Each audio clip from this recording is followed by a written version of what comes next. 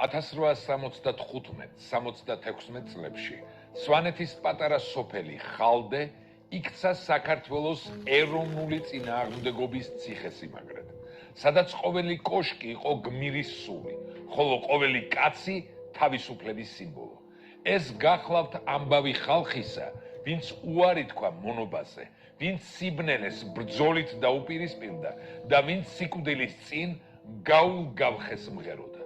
ეს არის ამბავი ერთი პატარა სოფლისა, რომელიც უზარმაზარი იმპერიის წინ მარტო აღმოჩნდა, მარტო, მაგრამ ღირსებით.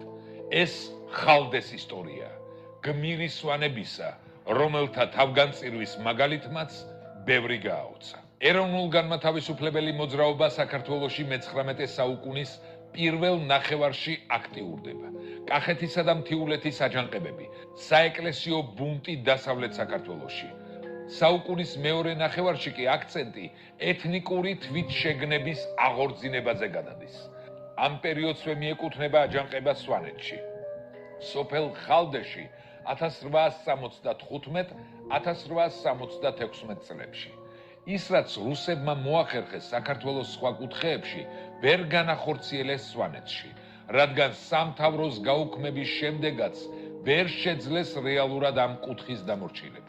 ცინიკური იყო მოსახლეობის ლოთობაში დადანაშაულება და რუსებისთვის აგრერიგად ნაცნობი სენისგან ტრადიციების ერთგული სვანების გათავისუფლების მცდელობა, რისთვისაც სოფლებში აღირიცხა არყის სახდელი კვაბები და გამოხდაზე დაწესდა ბაჟი.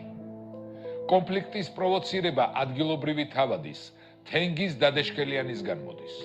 მას ბალს ზემოთა უბატონო სვანეთის მოსახლეობისთვის გამოუცხადებია ხაზინისთვის გადასაცემი მიწების აზომვის შესახებ.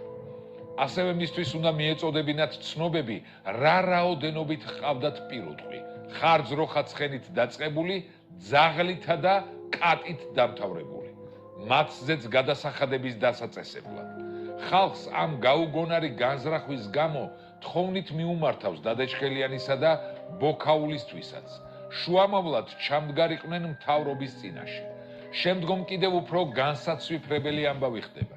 დადეშქელიანმა მოსახლეობა დაამშვიდა, ნუ რაფერს გადაიხდით, მეც გვერდით დაგიდგებითო, თუმცა კი ხალხი იმედის ანაბარა მიატოვა. მერე სულაც ჯარები გამოითხოვა ქუთაისიდან მათ დასასჯელად. ეს სვანეთის აჯანყების პირველი ეტაპია. 1875 წლის